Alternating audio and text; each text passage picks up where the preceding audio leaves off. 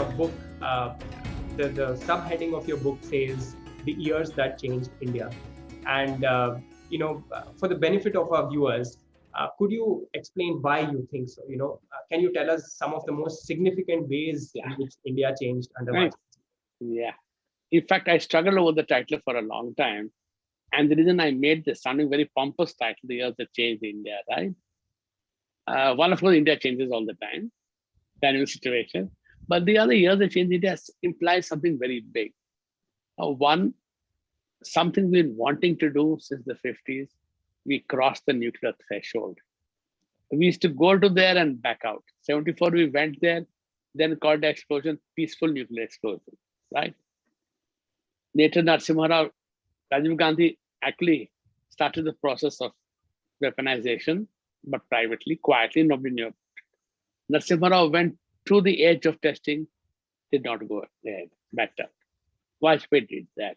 You needed to test because your systems were old, your designs were in the computer. You needed validation of design. You had to test, knowing that the world would get very angry, but realizing that not testing meant compromising India's security. That's a very, very strong decision to take. Second, having tested it and having established that we were doing it for peace, not a peaceful explosion, but your nuclear program was to ensure peace in the neighborhood, and that was not directed at Pakistan, you opened up to Pakistan. The kind of opening Vajpayee did to Pakistan, nobody was prepared to do since, literally. He paid a big price for it, but I think the price showed that determination. I'll come back to that. The third was opening up to the USA. Our DNA since the Cold War was anti-US. Later on, post-Cold War, a grudging acceptance of the US, but comfortable was not there. Vajpayee's recognition that in the future, and this is 1998, in the future, India and USA must work together because ultimately there's a convergence of interest coming up. This was a moment where China was in US relations for a honeymoon.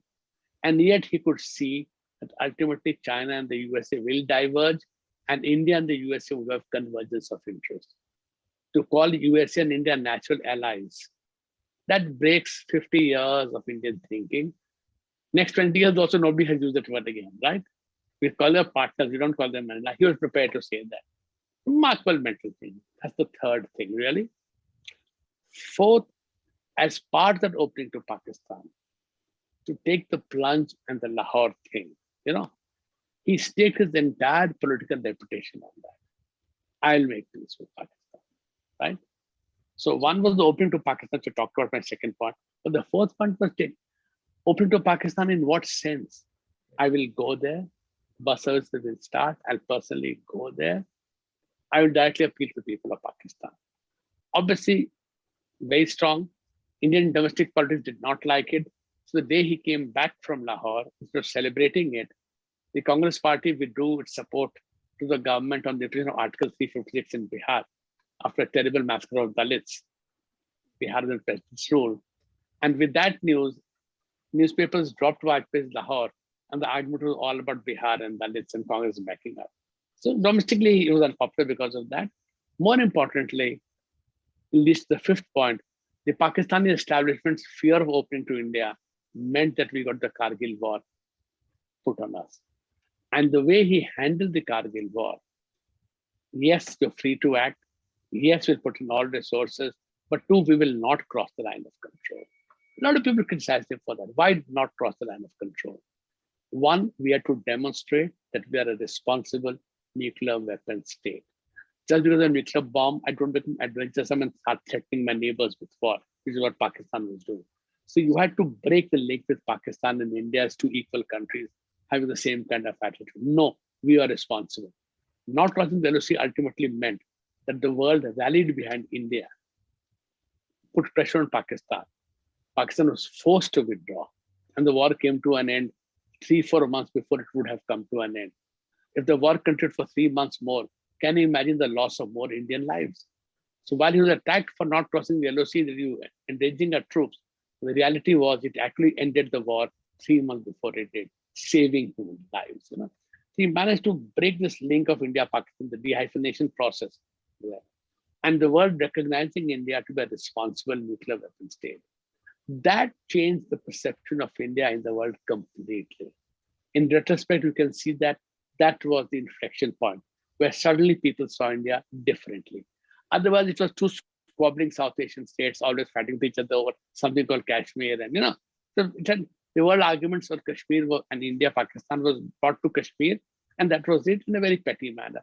Vajpayee broke that, which is why he not only changed India, he changed the way the world looked at India. And that, I think, is, in retrospect, 2 decades down the line, extremely important. That is why I thought by calling the book The Years That Changed India. It really did. You are too young to remember, others would not. India of the 90s and India of today. I mean, India of the 90s was closer to India of 47 than it is to today. Can you imagine? So 20 years, we've had more change than 50 years before that. Those years changed India.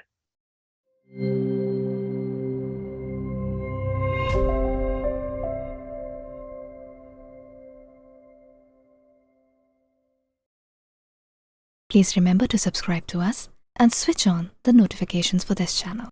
For our other social media links, more content, and to support our work, please visit citti.net. Dhanyavad.